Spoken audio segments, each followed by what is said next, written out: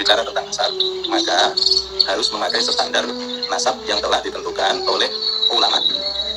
Standar nasab nyambung atau tidak, benar atau tidak, diisbat atau tidak, ditetapkan atau tidak, itu harus sesuai standar.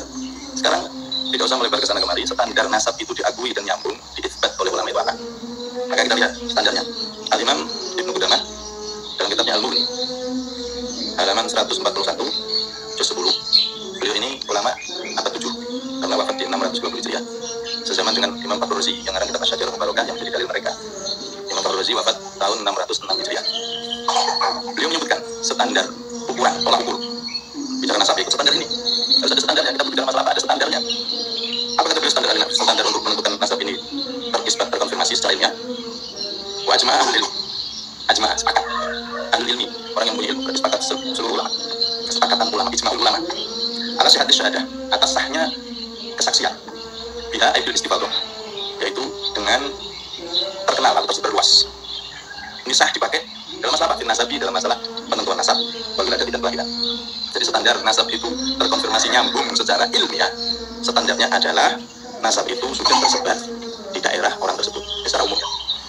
Kalau sudah seperti itu, maka nasab itu menurut ulama sepakat diakui dan nyambung. Bahkan dikuatkan Ibnu Mudir juga mengatakan, aman nasab fala a'lamu ahadan min ahli ilmi mana aminu. Adapun masalah nasab, aku tidak mengetahui satu pun dari para ulama ahli ilmu yang mencegah hal tersebut.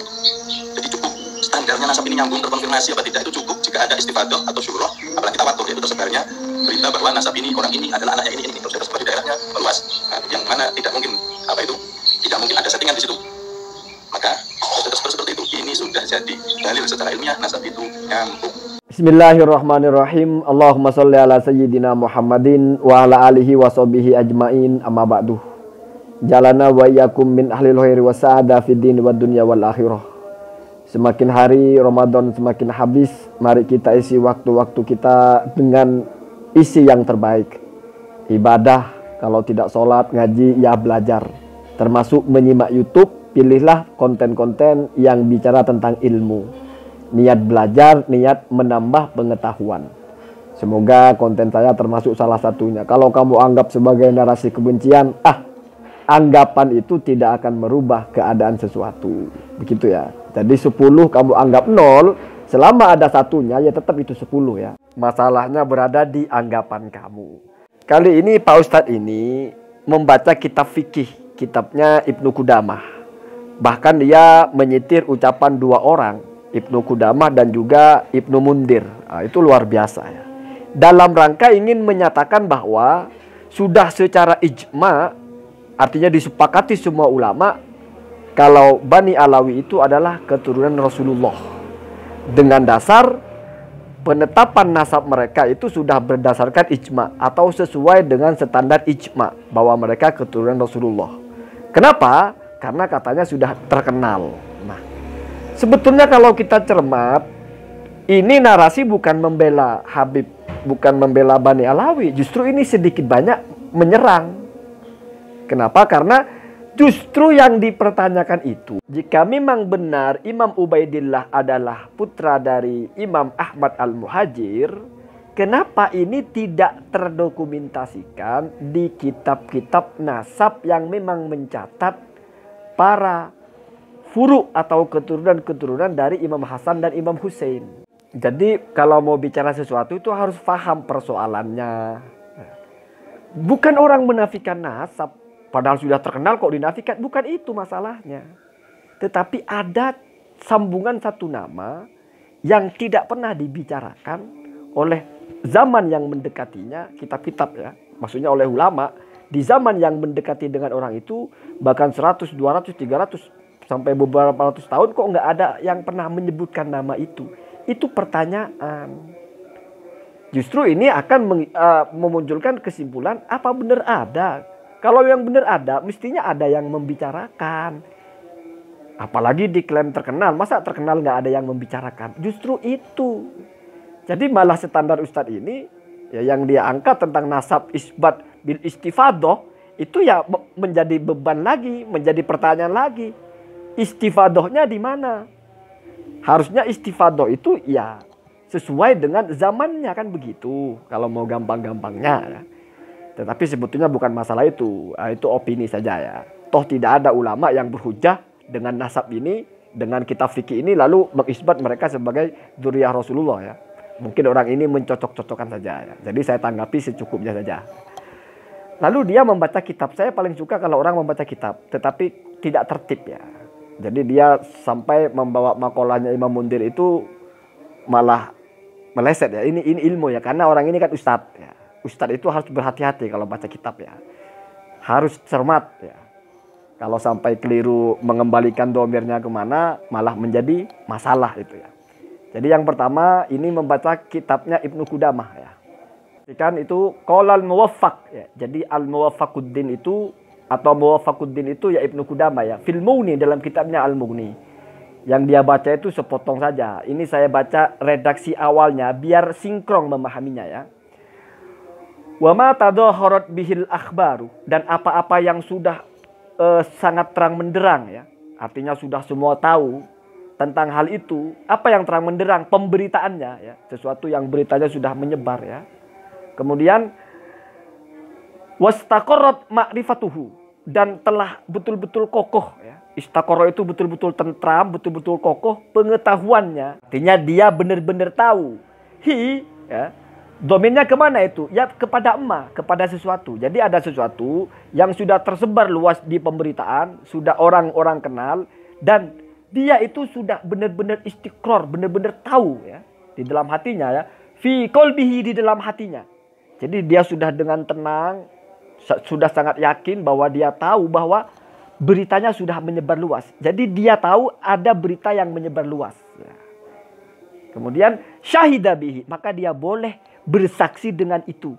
Jadi ini kasus orang mau bersaksi tentang sesuatu, tapi dia tidak menyaksikan. Jadi tidak ada muayanah, tidak melihat langsung, bahkan juga tidak mendengar langsung dari pelakunya atau dari sumbernya. Tapi dia cuma tahu bahwa ini sudah menyebar. Maka orang itu boleh bersaksi dengan jalur seperti itu. Jadi begitu Pak ngaji fikih ya. Jadi ini jalur orang bersaksi, di mana basisnya dia bersaksi atau materi persaksian dia berbasis kepada ada sebuah berita yang sudah menyebar dan hati dia sudah meyakini itu. Itu Pak ya. Kemudian kasyahadati ala nasab. Seperti misalnya dia bersyahadah atau membuat persaksian tentang nasab. Jadi misalnya kita sudah tahu bahwa Sayyidah Fatimah adalah putri dari Sayyidina Rasulullah SAW. Itu kan kita tidak mungkin mendengar. Bahkan mungkin kita tidak mungkin melihat ya. Musyahadah tidak mungkin. Muayanah tidak mungkin loh. Karena sudah lampau. Yang kedua, kita juga mungkin saja tidak pernah mendengar ada yang bilang langsung. Tetapi berita ini sudah menyebar di mana-mana. Kenapa bisa menyebar? Ya karena disuarakan banyak orang. Kan begitu. Maka kita pun boleh bersaksi bahwa Sayyidah Fatimah putri Rasulullah SAW. Itu namanya kita bersaksi berbasis pemberitaan yang sudah menyebar luas. Begitu ya. Wa hadzan naw'us tsani minas sima'ih. Dan ini adalah kategori persaksian dari jalur mendengar tapi yang variasi nomor 2. Kalau variasi simak yang mendengar langsung itu ya asimak langsung ya. Jadi bersaksi lewat menyaksikan langsung, lalu kamu bersaksi. Ada bersaksi kamu lewat jalur kamu mendengar. Kalau mendengar berita ya dari satu orang pun kamu dengar berita lalu kamu bersaksi. Nah ini jalur kedua. Kamu bukan mendengar dari siapa-siapa. Tapi kamu tahu berita sudah meluas. Ya, ini namanya ya. Ini jalur yang kedua ya. Wa huwa ma ya'lamuhu bil istifadah. Dan ini adalah apa-apa yang dia ketahui dengan cara istifadah. Atau karena sudah menyebar luas. Nah, baru dia baca di sini wa ajma'a ahlul ilmi, dan telah sepakat ulama ala sihhati asyhadati biha, bahwa orang boleh bersaksi ya tentang sesuatu biha dengan jalur walaupun dia tidak melihat langsung atau dia tidak mendengar ada orang yang bilang kepadanya, tetapi dia itu menyaksikan ada yang namanya istifadah, intisyar ya, berita itu sudah menyebar, sudah banyak yang tahu ya. Fin nasabi, misalnya di dalam nasab, wal wiladah, dan juga tentang kelahiran. Ini kan kajian fikih. Sebetulnya relevannya ini kalau kamu ingin mengatakan seseorang itu adalah anak seseorang dan kamu masih ada di situ walaupun kamu tidak menyaksikan dia lahir. Ya. Bahkan dalam pernikahan kamu tidak menyaksikan dia menikah. Ya. Tapi kamu boleh saya bersaksi bahwa orang itu menikah walaupun kamu tidak melihat. Karena bisa saja kamu pernah mendengar ya, orang yang kamu percaya mengatakan orang itu menikah. Atau di kampung itu orang sudah tahu itu menikah lalu kamu bersaksi. Nah, relevannya kan begitu. Ini karena masalah fikih Pak ya. Ketika ada orang misalnya mau menikah terus tidak boleh itu muhrimnya ternyata karena bapaknya ini menikah dengan ini satu nasab kan begitu relevannya. Atau dalam warisan bapaknya mati tiba-tiba ini anaknya ini benar anaknya apa bukan kan begitu ya. Lalu perhatikan ini logika Pak, fikih itu logis sekali ya. Kemudian perhatikan sambungannya biar connect dengan keterangan saya ini ya. Wa qala Ibnul Mundzir dan berkata Ibnul Mundzir, amman nasabu, adapun tentang nasab, fala a'lamu ahadan min ahlil ilmi, maka saya tidak menemukan satu orang pun dari ulama mana'ah yang mencegah ya, satu orang itu. Artinya saya tidak pernah menemukan ulama yang mencegah atau mengatakan tidak sah atau mengatakan tidak boleh ya. Apa ini kan bicara persaksian ya. Minhu dari orang yang bersaksi menggunakan jalur apa? Mendengar atau istifadoh itu ya. Jadi kata Ibnu Mundzir tidak ada ulama yang mencegah persaksian dengan jalur seperti itu ya, dalam masalah nasab. Kenapa? Ini alasan logisnya. Ya. Walau mana adzalika atau kalau mau dibaca gampangnya walau muni adzalika. Karena kalau itu dianggap tidak boleh, artinya kamu dalam nasab juga harus menyaksikan secara musyahadah, muayana, harus langsung, tidak boleh via mendengar, tidak boleh via istifadoh juga. Maka ini konsekuensinya lastahalat ma'rifatu asyahadati bihi. Maka istahala itu mustahil, maka tidak mungkin ya ada orang yang mengetahui kesaksiannya tentang nasab itu. Artinya ya, kalau harus syaratnya dalam masalah nasab juga kamu harus melihat langsung, tidak boleh kalau jalur mendengar ya. Kamu mau jadi saksi tentang nasab, jalurnya kamu hanya mendengar, tidak melihat langsung. Kalau ini tidak boleh, maka kalau dalam masalah nasab, ya tidak mungkin nanti ada orang yang bisa bersaksi dan dia tahu atas apa yang dia saksikan. Kenapa? Karena kalau jalurnya harus menyaksikan, misalnya sudah lewat, bagaimana kita bisa tahu? Bagaimana kita bisa melihat ya, musyahadah? Ya. Maka ada jalur mendengar. Ya. Itu maksudnya ya. Kemudian karena la sabila ila ma'rifatihi, tidak ada jalan untuk mengetahui nasab itu. Qot'an secara pasti biwairihi kecuali dengan jalur ya mendengar itu ya. Atau ya istifadoh tadi sudah populer ya. Kemudian wala tumkinu dan tidak mungkin al musyahadatu kamu atau si saksi itu menyaksikan langsung fihi di dalam masalah nasab itu. Kemudian ini alasan logisnya. Walau u'tubiratil musyahadatu, seandainya ya, yang dianggap. Jadi kalau dalam fikih itu muktabar itu yang dianggap ya, yang diperhitungkan gitu ya. Artinya yang punya status. Seandainya yang diperhitungkan itu adalah musyahadah, yaitu menyaksikan langsung ya. Lama arafa ahadun abahu, maka tidak ada satupun orang yang tahu siapa bapaknya. Wala ummahu dan juga tidak mungkin ada seseorang itu yang bisa disebut tahu siapa ibunya. Artinya kalau orang mau bersaksi harus tahu. Dan disebut tahu harus menyaksikan. Kalau ini dalam masalah nasab maka tidak mungkin. Karena kalau ini dipaksa harus musyahadah maka berarti seorang anak tidak akan pernah sah disebut dia tahu siapa bapaknya. Dan dia juga tahu siapa ibunya. Wala ahadan dan tidak ada satupun min aqoribihi dari keluarga-keluarganya. Karena begini, kamu ketika lahir tidak mungkin kamu menyaksikan bahwa itu ibumu yang melahirkan. Apalagi kamu juga tidak mungkin menyaksikan bahwa bapakmu sudah menikah dengan ibu kamu. Ya. Dan kamu pun juga tidak akan pernah bisa tahu secara pasti keluarga kamu yang lain. Nah, ini bukan masalah misalnya kamu punya adik, ya kamu lihat, oh iya itu adik saya. Ya. Tapi bagaimana kamu bisa tahu itu adik kamu, orang kamu tidak tahu pasti kamu adalah anak ibu kamu itu. Kenapa? Karena kamu tidak melihat. Nah itu logikanya Pak. Jadi ini konteksnya adalah Kalau dalam soal nasab boleh ditetapkan berdasarkan kesaksian seseorang di mana dia jalur bersaksinya tidak melihat langsung tapi hanya mendengar. Baik dia mendengar secara langsung dari pelakunya atau dia tidak mendengar langsung dari siapapun tapi dia tahu berita itu sudah menyebar. Jadi ada dua teks di sini, mendengar atau istifadoh ya. Makanya istifadoh itu adalah an-naw usani minasima. Jenis kedua dari persaksian jalur lewat hasil mendengar, bukan menyaksikan langsung. Itu Pak intinya di situ. Kemudian wala ahadan min aqoribihi, dan dia juga tidak akan pernah bisa tahu satu orang pun dari keluarganya. Ya kalau kamu tidak bisa tahu ibumu, ya, maksudnya tidak bisa tahu itu karena kalau disebut tahu harus menyaksikan. Kamu tidak mungkin menyaksikan ketika kamu lahir. Maka ketika perempuan yang kamu anggap ibu itu lahir lagi, kamu melihat orang itu melahirkan si Maman yang harusnya adik kamu. Tapi kan kamu ibunya saja tidak tahu kalau itu ibu kamu, apalagi itu adik kamu ya. Artinya kamu juga tidak bisa dihukumi tahu bahwa itu adik kamu. Walaupun kamu menyaksikan. Kenapa? Karena pangkalnya ya, ibunya melahirkan kamu itu, ibumu maksudnya, kamu tidak saksikan ya, itu maksudnya ya. Itu ulama membahas ya, kemudian itu pendalilannya. Kemudian ini bagian penutup yang bawah ya. Wa qala Malikun, karena tadi bawa ijma maka disebutlah ulama, salah satunya Imam Malik ya.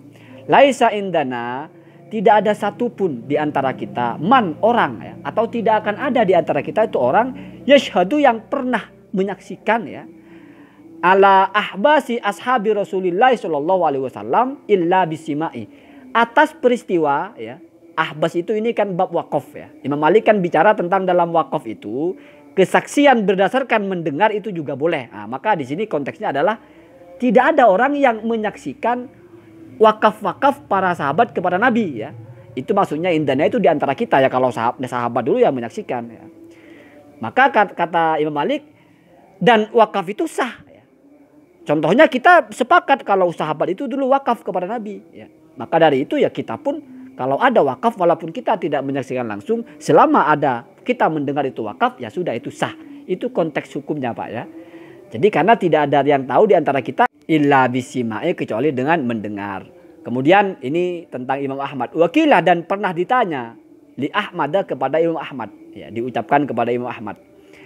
Tashhadu anna fulanatan imra'atu fulanin walam tashhad an nikah.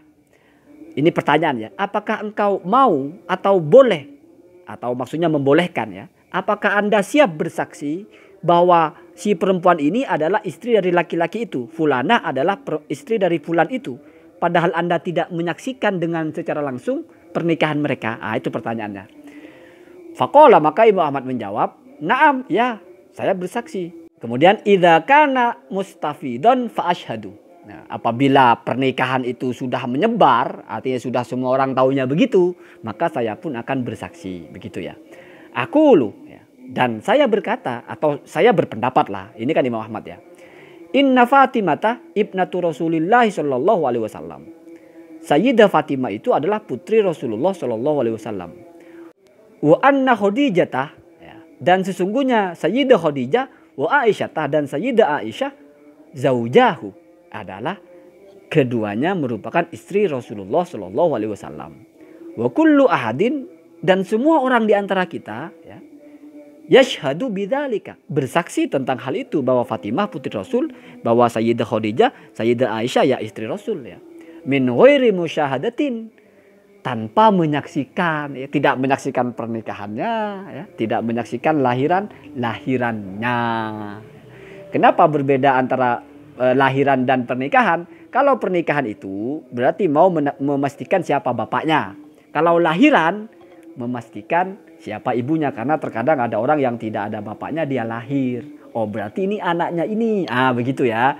Makanya dibedakan antara fin nikah wal wiladah, nasab ya, nasab, nikah, wiladah, begitu. Jadi konteksnya ini Pak, tentang orang boleh memberikan kesaksian, dan kesaksiannya itu bisa digunakan untuk menetapkan sesuatu dalam masalah nasab, walaupun kesaksiannya itu dia tidak berdasarkan penglihatan langsung, tapi hanya mendengar, atau tidak mendengar langsung tapi dia melihat fenomena bahwa semuanya sudah berkata begitu ya.